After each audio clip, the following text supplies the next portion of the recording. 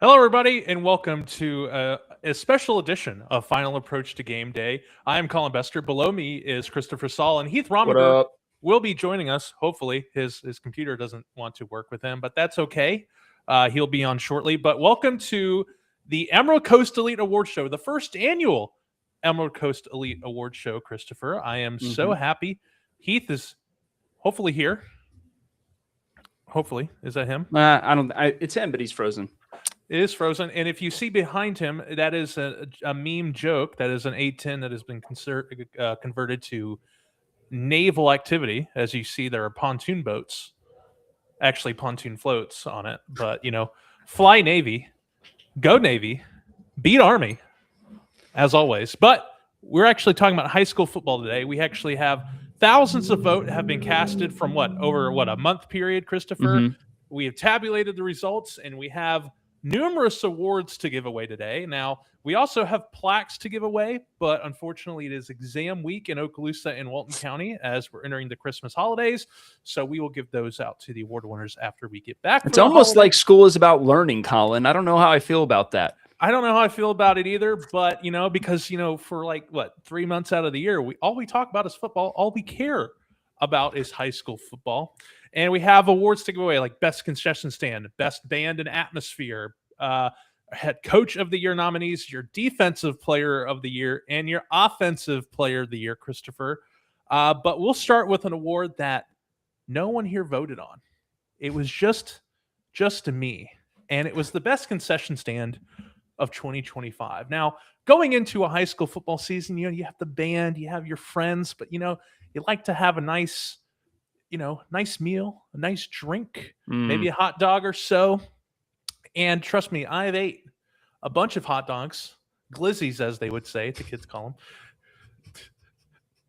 And I have chosen the best concession stand for 2025 is going to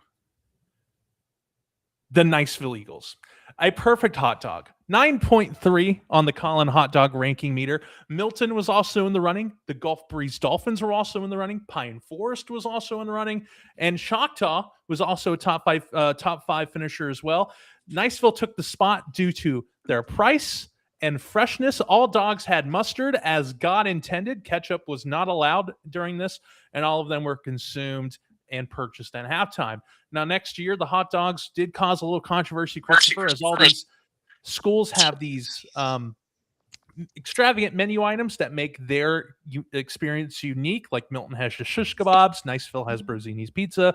I would say that's fair. You have Crestview with the boiled peanuts. You have Choctaw with the tribe fries. So we're going to be rating all of those in 2026, then rating them. but the Niceville Eagles have the best concession stand in 2025. What would you guys say about that?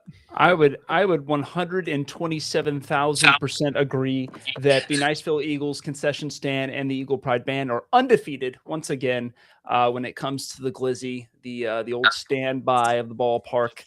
So we're big excited about that, and we are looking forward to seeing next year's adaptation where we go for all the specialty items. Collin, you're gonna be writing all these off. The tax man will not be happy. Mm-hmm. Heath, what do you think about the concession stand that Niceville brought this year? Well, after a little technical difficulties in getting started here, I think you're spot on. Having been to a few concession stands this year, Niceville, hands down. I agree, hands down. Mm-hmm. So are we going to get Charlie Morello on the show and present him the best concession stand award? Well, like we said, if you guys are just joining us, it is currently exam week in all high schools across the area right now as we're approaching the holiday break. So we will give these plaques out to, and we actually do have plaques. Oh, I got plaques. I'll show you after the commercial break. It'll be great. Christopher, if you want to shout out who actually made those plaques real quickly. Oh, yeah. Shout out to Bay Area Awards and local trophy wife, Linda Dwyer, for making these awards and really doing a great job. You'll see them after the break, so stick around for those. But we've got, I think, 7 awards to give away today. Top of everybody's mind, though, Hot Dog Award. Mm-hmm. Yeah, and it's a Golden Glizzy, as we are calling it here. So outstanding. Next award we're going to is the best band and atmosphere. It also ties into the high school experience. And I think along with the people who voted, 55.3% of the voters voted for this for best game day atmosphere, and 56.3% voted for these bands. We're talking about it. It's Niceville. It's Niceville High. It's Eagle Stadium. It's the Eagle Pride. They won best band and best home atmosphere. I'll start with myself as someone who this first time ever experiencing Niceville High at a football game this entire year. I was impressed. I was absolutely enthralled with how Niceville performs, how the community rally packs the school. Even when Niceville was down 42-6 against the Choctaw Big Green when they came knocking on the door, the student section was still loud, still having a great time, and the energy was rocking. It was probably the best home atmosphere of the season, including the playoffs, which I know Choctaw and Baker had some home playoff games, but to me, I still think Niceville's takes the cake for best home atmosphere and best band, as the Eagle Pride forced my Milton Panthers into 3 offsides penalties as they were in the red zone, which I was angry about, but it just goes to show how important a band is for Friday Night Lights. Christopher, Heath, what would you say? Oh, absolutely. I'll tell you, Niceville has been probably, I think, the standard for the stadium experience here, and at least in Okaloosa County, if not the Panhandle. But I'll tell you what, somebody that gets an honorable mention, in my opinion, is Crestview. The Big Red Band up there. If you've ever been up there for one of their games, those guys are just as energetic as Niceville are trying to keep the crowd in it and keep the energy going. So I would definitely say Crestview gets an honorable mention in this as well. But I think the voters did get it right too. That the Eagles have the best home field advantage as far as entertainment goes. And I would say again, band top tier. The Glizzy's top tier. I would also shout out to both the student section and to the old fart section. The student section is rocking every week. Win or lose, they're there the whole game. I've been to a bunch of games where everybody kind of just like dips after halftime. And just, I had seen so many Niceville games the last 3 years. I kind of forgot that like normal high school football games are not attended by literally 3 and 4 residents of a town. And so it was good to see the difference for me this year, to see how different it can be and what matters. And having a 200-person band at Niceville High School or at Crestview, like you said, Heath, really makes a huge difference. It's a whole atmosphere thing. It's so much fun to do. If you haven't been to a high school football game on the Emerald Coast in the last couple of years, you should go. And I mean, Heath, was it like this in 1988 when you guys won the state championship? I'll tell you what, it was just as big back then. I will tell you though, the student section wasn't back then the bands what's now the student section in ISO was actually where the band stood. Mhm. So that was always rocking. But since they moved the band over to the north end zone and they created that student section, that has made a huge impact on the atmosphere and the environment that our opponents experience when they come in here, but also the energy that these guys need to perform week in and week out. And it lets them know that the community is behind them and we support you and we're ready to rock and roll. Um, so yes, the energy has been there since the 80s. And Speaking of old before farts, and Sorry, man. I actually I want to talk appreciate about that. these results here. Eagle Pride, 56.3% of the vote. The Seahawks Sound of South Walton came in second with 27.1%. Now, I saw South Walton on the road in the playoffs. They did not have a band. Christopher and Heath, you both saw the Seahawks Sound this year. They introduced a new stadium over there in South Walton, so it's good to see that band coming in second place. And then we actually have a tie between the Big Red Machine and the Style Marchers of Choctaw High School. So those were the four. I know we missed like Baker and Fort Walton Beach, but we only saw Baker once. We didn't see Fort Walton Beach this year. I know we saw Freeport once this year, and we didn't see Walton this year. So next year for 2026, all the bands will be represented, but these are the ones that we saw the most. And then we actually have some big awards to give out, Christopher, after this commercial break, so stay tuned. We're going to go over Coach of the Year, Defensive Player of the Year, and Offensive Player of the Year, the three main awards. So stay tuned. We'll hear a word from our sponsor, Final Approach Irrigation, and we'll be right back. I'll go get a plaque.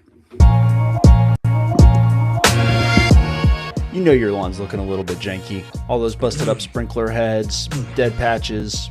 It's okay though. Final Approach Irrigation's got you. Their experienced and knowledgeable staff will quickly diagnose the problem and get right to work fixing it. Final Approach Irrigation is the best in the game, and they'll keep your lawn looking undefeated this fall. The refs won't be throwing any flags on them. They'll do you right every single time. Absolutely fair and transparent pricing, along with honest work ethic and integrity. Check them out over at finalapproachirrigation.com to get started today. Thanks again to our friends at Final Approach Irrigation for sponsoring this show and making sure you know everything there is to know about high school football here on the Emerald Coast this season.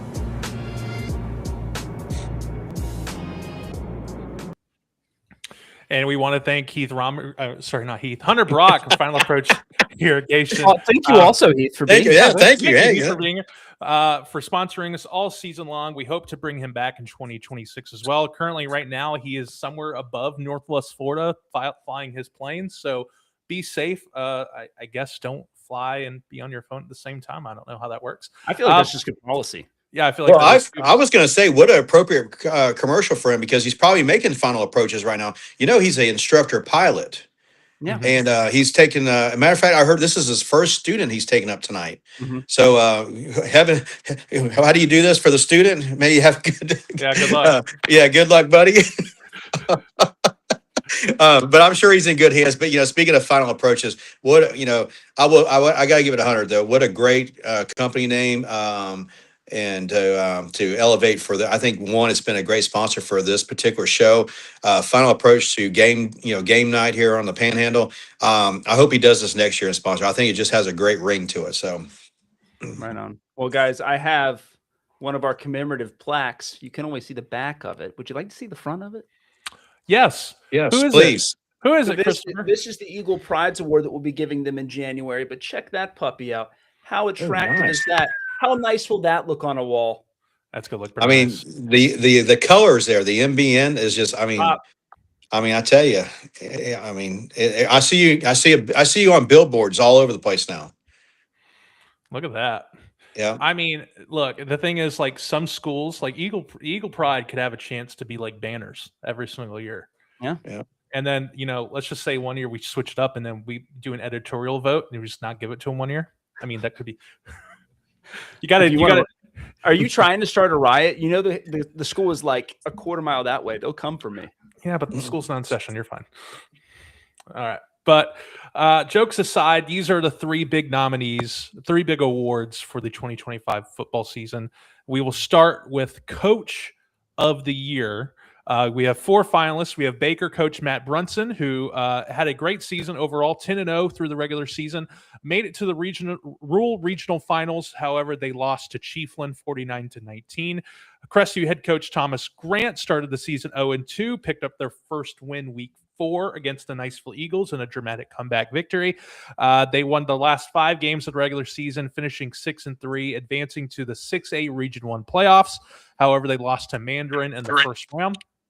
Then we have South Walton's head coach Phil Tiza. He went 2-8 in 2024, opened a brand new stadium in 2025, turned things around quite quickly, went to 8-4. I'm hearing an echo.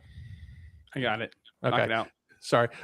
Taking the Walton County crown, beating the rival Freeport twice. However, Pensacola Catholic came knocking, and they lost in the 2A regional semifinal.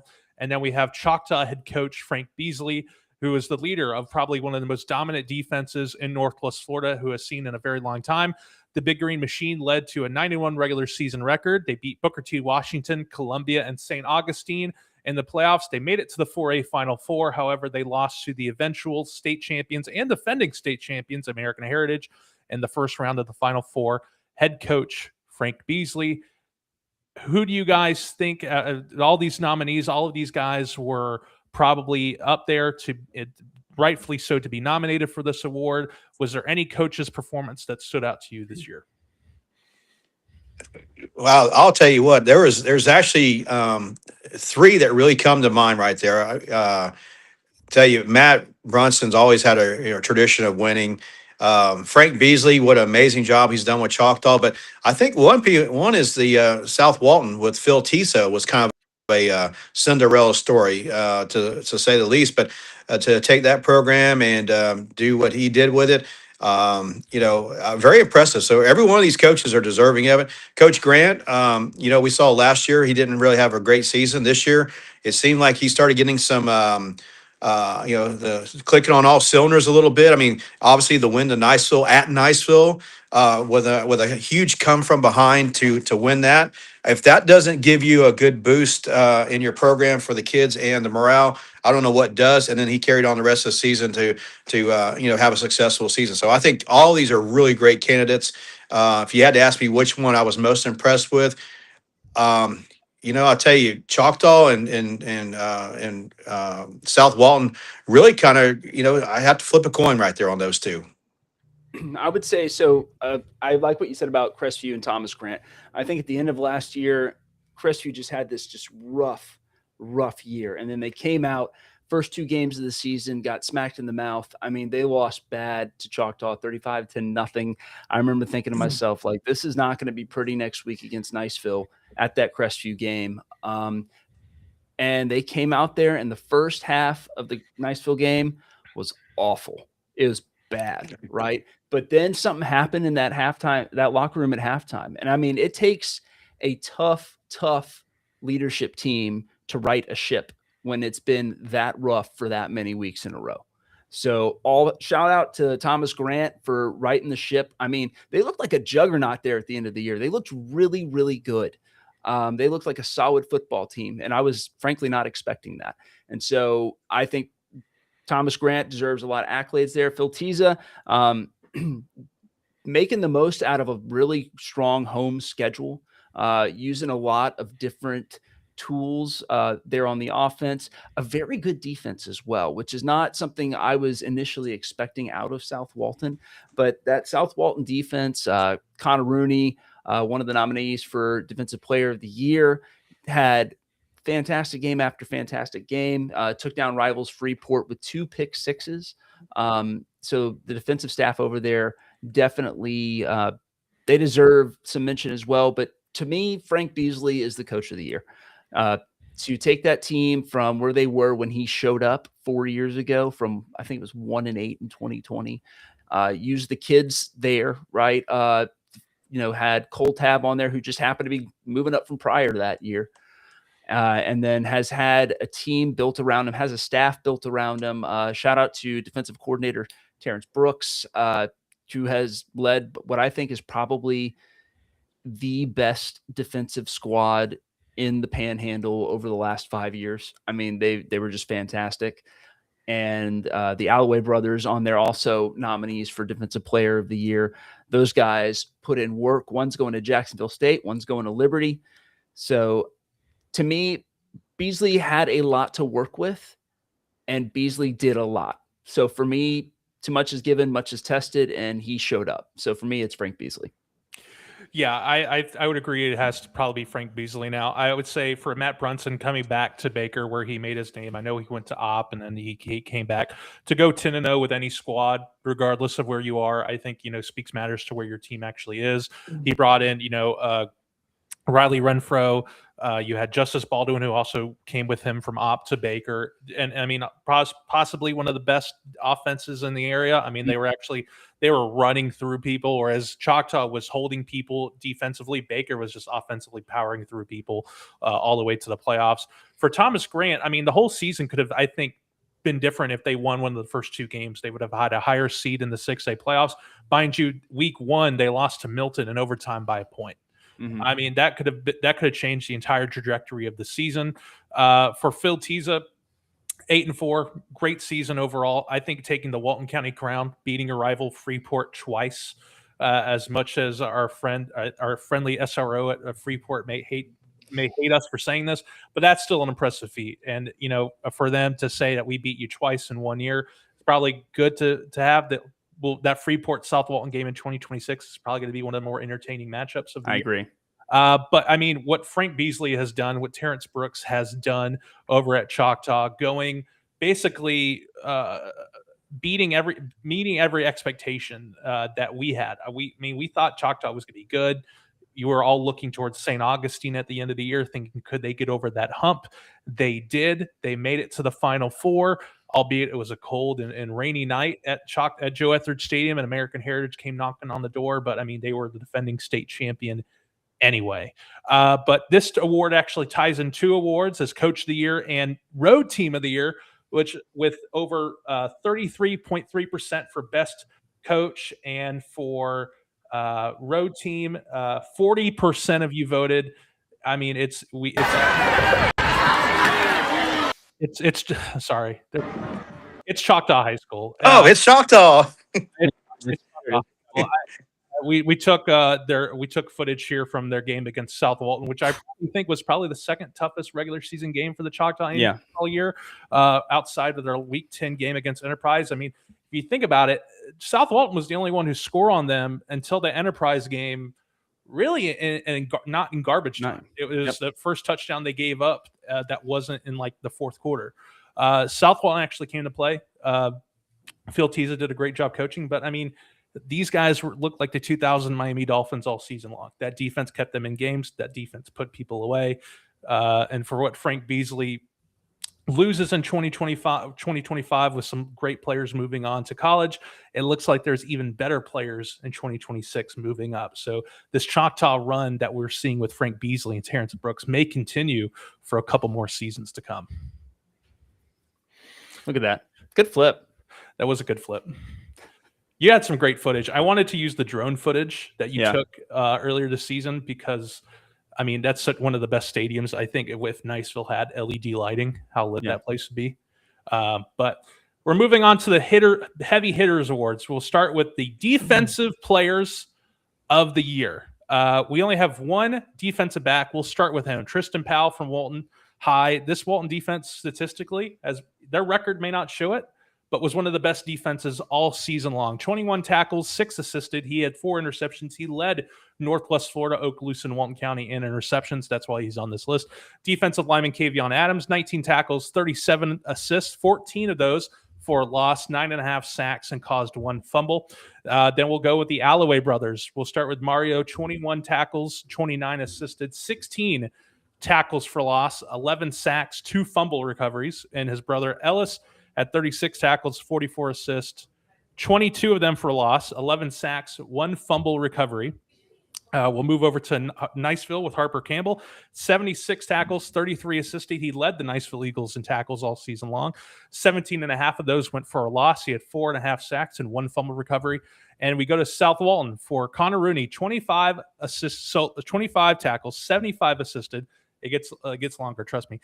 3 tackles for loss, a half sack, 3 interceptions, 2 defensive touchdowns, 1 blocked punt, 2 blocked field goals, and those are your nominees for Player of the Year. All of them deserving. I know on social media, the Alloway brothers seem to be the clear favorite with that defense. But I mean, any one of these 6 gentlemen could win this award. Would you say? Oh, Yeah. absolutely. Go ahead, man. All of them are well deserving. I got a chance to see, watch the brothers play, the Seahawks over there, watch Connor Rooney play. And of course, we got to see Harper Campbell play all season long, but not much with the Walton guys there. I'll have to say, I know defensively they were a powerhouse. They performed well with their team. They led their team in the defense. But the brothers were really impressive and a key part of the Choctaw defense this year. And I think either one of those are deserving as well. Connor with South Walton, another powerhouse, and then Harper Campbell. Harper is one of those kids that it seemed like he was in on every play on defense. He was always around the ball, hustling to it, and just a playmaker. So I think all these are really good candidates. I'd be really surprised to see. I'm eager to say I'm ready to see who wins this one here. Yeah. So Harper Campbell, great player. They had a tough year on defense for Niceville, but he was a shining star on that. The Walton County guys, I mean, on a team that won 4 games this year, right? They were able to hold opponents to, I think, like 21, 25 points, somewhere in there. I'd have to go back and do the actual math, but the offense was not great, and the defense held them in games. They lost to South Walton after halftime, had a rain out, 13-0, right? Mm-hmm. And so I have nothing but respect for these guys. The Alloway brothers, I think that if there was one Alloway brother, they would, frankly, not split the vote and have a better chance of one of them winning. But that's the thing about having twins on a team, is that there's 2 of them. And so you have to put both of them on there. They both had incredible statistics this year. We couldn't put one on and not the other. It was not fair based on just their raw statistics. Even if one's name was John Smith and the other's name was like Bob Robertson, right? Both of these guys with these stats should be on here on this list. And then finally, Connor Rooney had a spectacular year. He had this like showman's flair that almost got him in trouble sometimes, but he was able to show his love for the game, show how excited he was. He brought that energy to every single play. Got several pick sixes in one game against Freeport, against their biggest rival. So to me, like, Connor Rooney looks really good. Mario Alloway looked really good, and so did Ellis and Harper. I'm excited for this one as well. Yeah. And with that, it's interesting. With 40% of the vote, and everyone thinks a Niceville kid would run away with this award, but it wasn't. The Defensive Player of the Year for the Emerald Coast Elite 2025 goes to South Walton linebacker Connor Rooney. And I really think that, congratulations to the South Walton faithful really voting him in to get this award. I mean, I think not only with his defensive ability, what he did on special teams, getting a block punt and then 2 block field goals. I mean, I think in my mind, that sets him far and away apart from all his other peers in this category. I mean, 25 solo tackles. However, if you watch a lot of tape of this guy, he plays a lot of nickel corner, and he's just a big dude. And the best part for the South Walton defense, he'll be back next year. Mm-hmm. He's a junior. And a lot of these guys for South Walton are coming back next year. So that South Walton defense looks to probably take a next step next year. And mind you, 40% of the vote, Connor Rooney is the Defensive Player of the Year. Now we go to probably the one where it's a little bit more exciting. We have a lot more names. It's the 2025 Emerald Coast Elite Offensive Player of the Year. Look at all those names. Look at all those schools represented. We have 5 different schools represented. Mm-hmm. And honestly, I feel like we can go through all of these guys' stats, which we will. But I want to start with Destin running back Junior Harris, who is probably one of the best running backs in this area. And it's a shame that he has not had an offer, to my knowledge, so far this season. He has 161 carries. He led Okaloosa and Walton County in rushing yards with 1,300 rushing yards. With the team that didn't have a great offensive line, mind you. Yeah, this is a team that went 1-9 this year.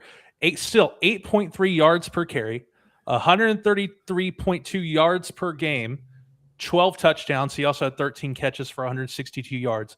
But Christopher, you and I saw tape on this kid. What he did with this offensive line, which wasn't the best, but still having over 1,300 yards was mightily impressive, which put him on this list. We'll start with athlete Zy Tassin, which we've seen a couple times from the Crestview High. He played quarterback a little bit, but he seemed a little shifty like a running back.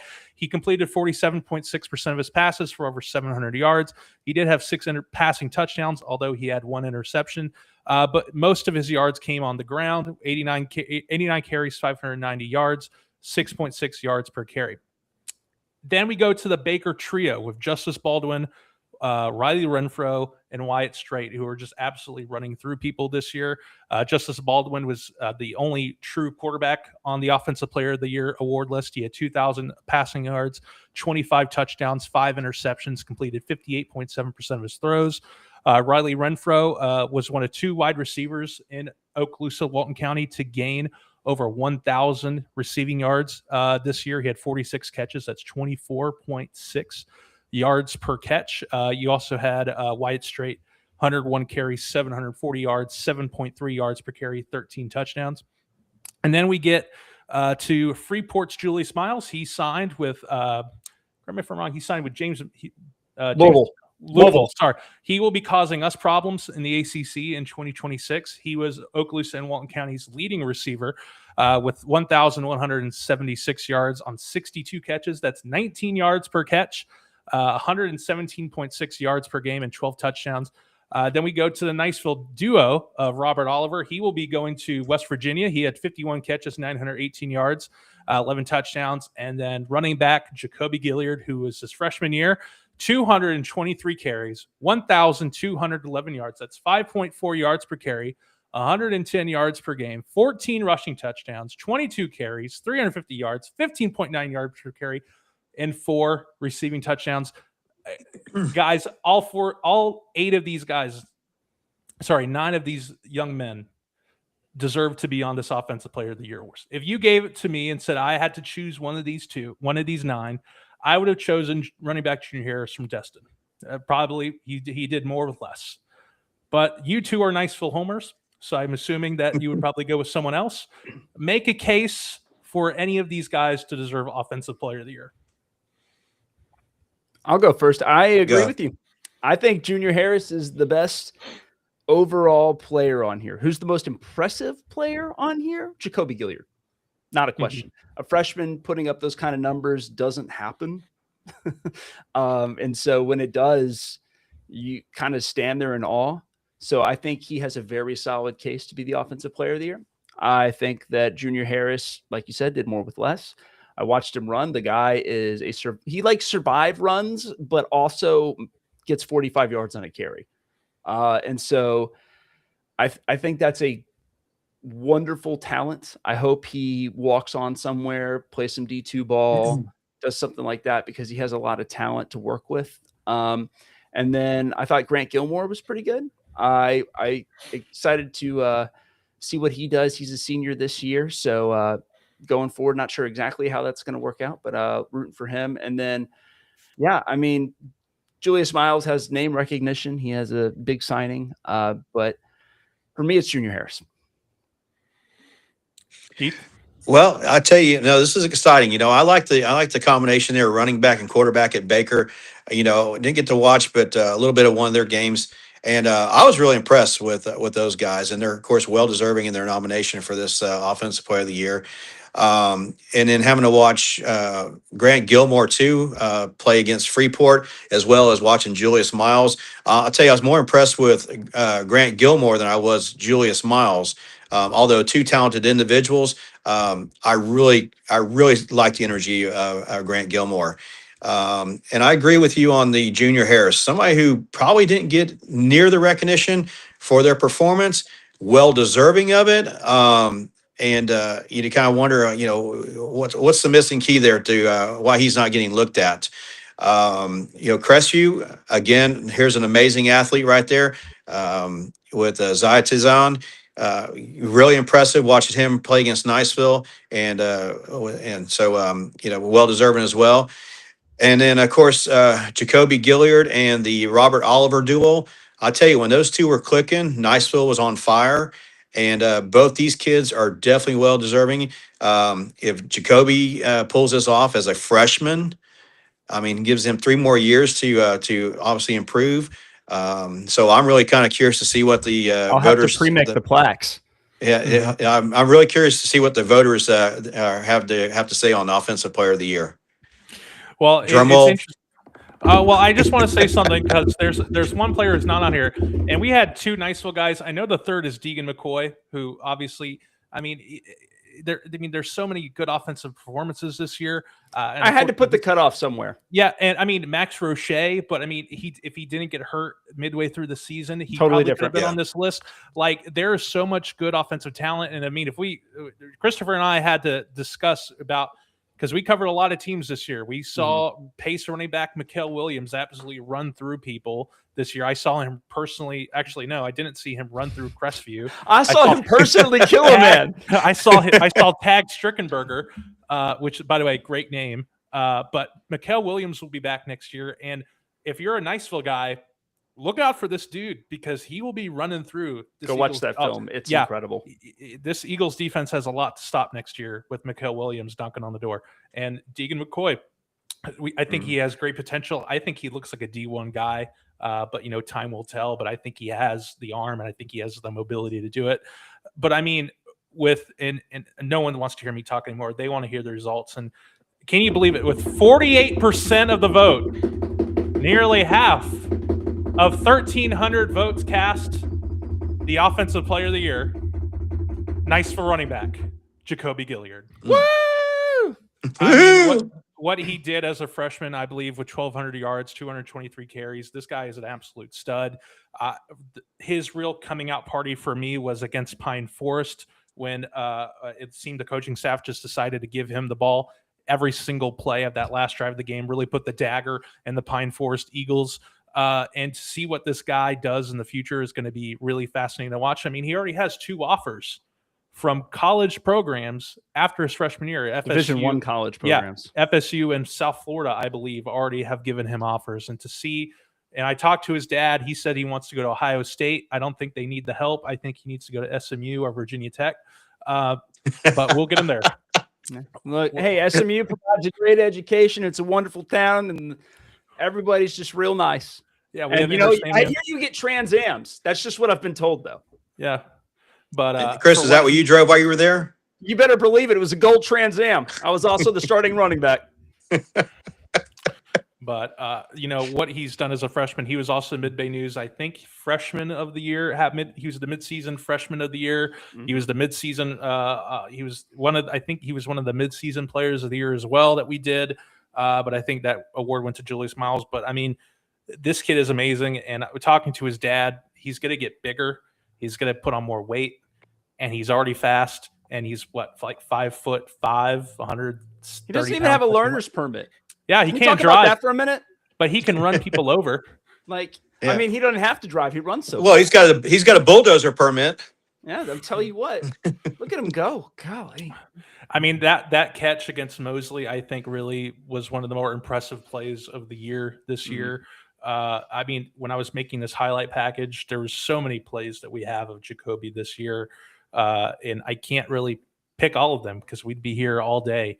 But for him, I mean, I think this is probably one of the most well-deserved awards of the season. This is probably not even, I mean, to the Niceville faithful, for over 48% of you who voted, casted a vote for Jacoby Gilliard.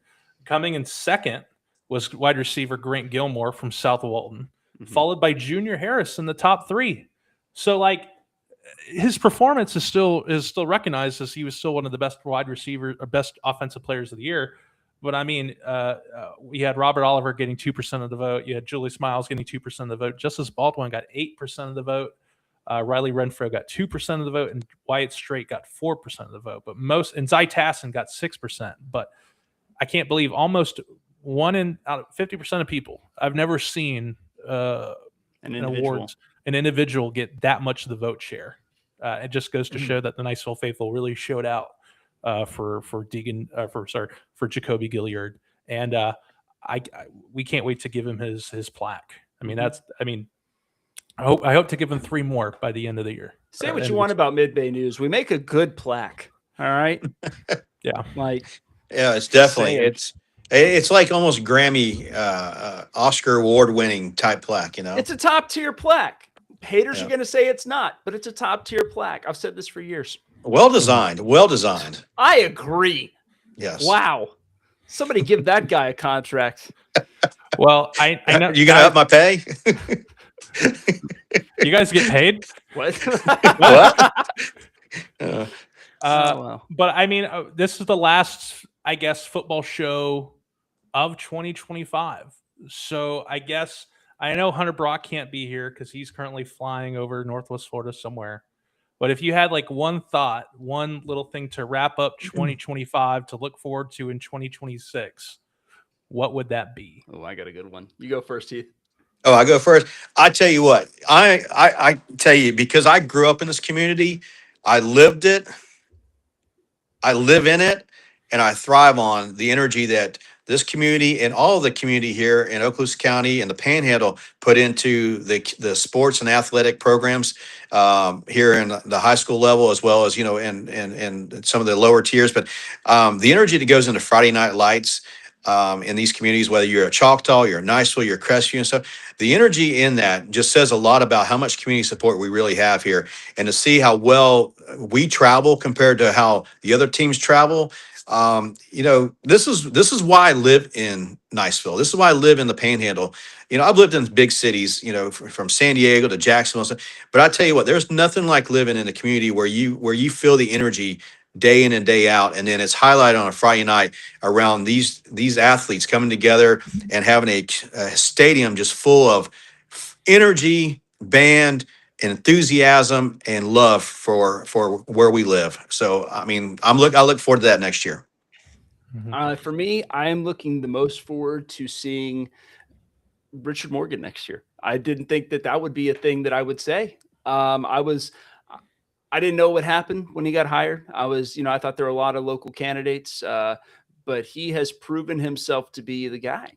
The Ponte Vedra game where they lost by a point in overtime to the #1 seed, where those kids stuck in it and fought, even after, a couple of rough games, man. That Crestview game was a hard watch for a Niceville fan.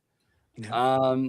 So for him to take the same team that lost to Crestview, right, and have them almost beat Ponte Vedra, I think that says a lot about the distance that team went in 7 weeks. And I don't think you do that based on the kids' athletic ability alone. I think that you have to have strong leadership. You have to have somebody that cares about, the team and the kids on the team. And I'm looking forward to next year. I want to see what Richard Morgan is going to do next year. I think that Niceville is going to be really exciting. I think that Niceville has a lot of young talent, and they have a lot of time to gel. And I'm also excited to see the receiving corps, because that's going to be a big turnover for the Eagles. So new challenges, new things to see. Excited for the new 5A group. Excited to see Crestview also, but Niceville play pace. There's a lot of exciting stuff going around the Niceville program this year. And then my sleeper for next year, I think Destin's got nowhere to go but up. And so I'm excited to see how far up they go.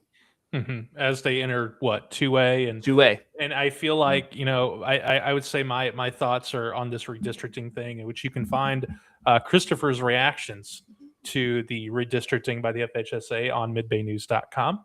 But, I'm interested to see how South Walton does moving up to 3A, moving up to a little bit of a tougher bracket.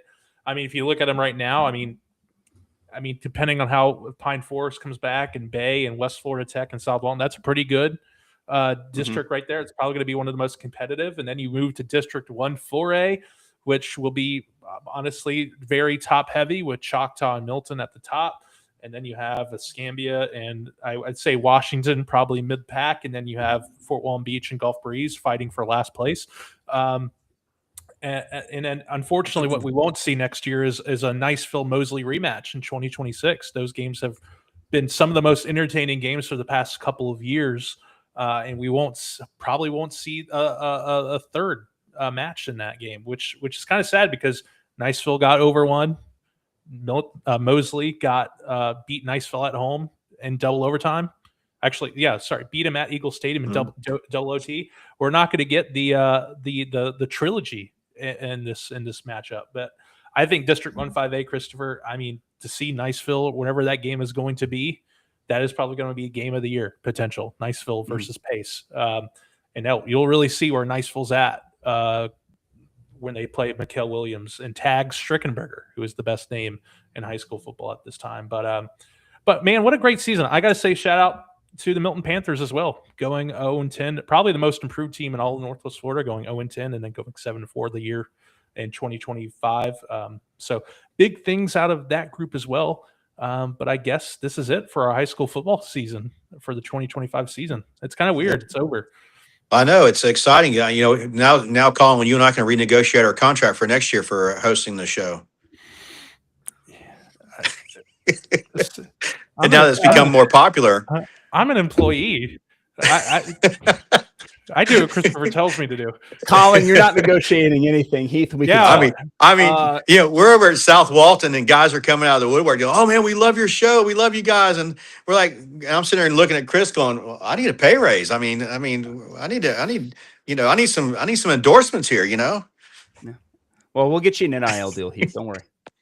Thanks. I appreciate it. I got that NIL money. I'll talk to the SMU NIL guys. We'll get you a gift card. How about that? But I will say though, piggyback on you real quick, Chris, is Coach Morgan. I'll tell you, I got a chance to talk to him at the signing for the collegiate signers, and I really told him how proud I know I was as a community member too of what he did with the program and where they were. So I mean, kudos to him. I look forward to next year and all the great things he's going to do with those kids. So again, hats off to Coach Morgan for all his love for this community. Yeah, and that'll be it for our 2025 coverage of Final Approach Game Day. Some things coming to Mid-Bay News later. It's probably tomorrow. My top 10 games of the year. And you will hate them. You will hate them. You will hate them so much. How about this clip? Because I was supposed to clip. Here's the top 10 through 6, Christopher. If you give me a chance, we'll go number 10. And maybe this is great. This is great. We get that reaction, the live reaction. People can yell me out of town. At number 10, Cottondale at Freeport. It was a week 4 matchup. Looked more like a basketball than a football game. Over 100? I didn't know the scoreboards went that high. Yeah, I didn't know. I mean, that scoreboard operator, I'm pretty sure he was a volunteer, but he was probably like you, Heath, asking for money at the end of that game because he was 150 points in that game. Because he had to work so hard. Yeah. At number 9, we have Rocky Bayou at Glades Day, going back-to-back state championships in SSAA. Rocky Bayou is a defending SSA state championship. Justice Russell kicked the game-winning field goal as time expired. Rocky Bayou brings home a state championship. And by the way, we're the only school in Northwest Florida to bring back a championship in football. Isn't that back-to-back for them? Yeah, but I mean, Choctaw couldn't do it. Niceville couldn't do it. Mountain couldn't do it. No one did it. Rocky Bayou did. At number 8, Niceville at Ponte Vedra in the opening round to the Region 1-5A championship.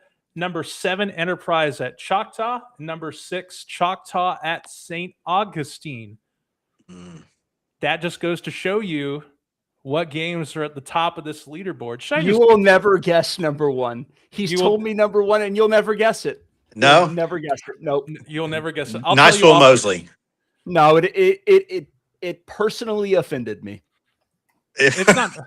Niceville Mosley's up there, but it's not number 1. Yeah, not number 1. Wow. I will say. I mean, yes, it has to be Milton. It has to be a Milton game. I can't give it away because I need people to click on this, but you just need to know I wasn't prepared for it emotionally. It's not Choctaw number 1. It's not a Niceville game number 1. It's not Milton. It's not. Oh wow. It is not a hot take. Yeah. So this is clickbait. Then follow you tomorrow. It's not clickbait. It's opinion. It's opinion. It's opinion. It's not news. Wow. I mean, other than that, I'm trying to think who else would be it could have been. No, probably it's got to be a people, Collin. It's got to be a Pensacola program. It's Golf Breeze versus Navarre. Nice Golf Breeze versus Navarre. Clash of the Titans. It's not. Golf Breeze versus Navarre. No. Wow. I mean, All right, that was an okay game. It wasn't bad. What? All right. Who cares? They're both winless going into the game. One was In the high win school. the game. End it. End the high school football season right now, Collin. End it. All right. Oh. Before we get in trouble and before I get fired, my name is Collin Bestor for Midbay News. That guy over there is my publisher and boss, Christopher Saul, and that guy down here is overall nice gentleman Heath Rominger. Hunter Brock's not here, but for him, for everyone here, we will see you in 2026. And until then, Happy New Year, Merry Christmas, Happy Hanukkah. Happy Hanukkah, President's right? Happy President's Day. I don't know. Happy all Independence the Day. holidays until Labor Day. We will see There you you go. in August as we get ready for another year of high school football. See ya.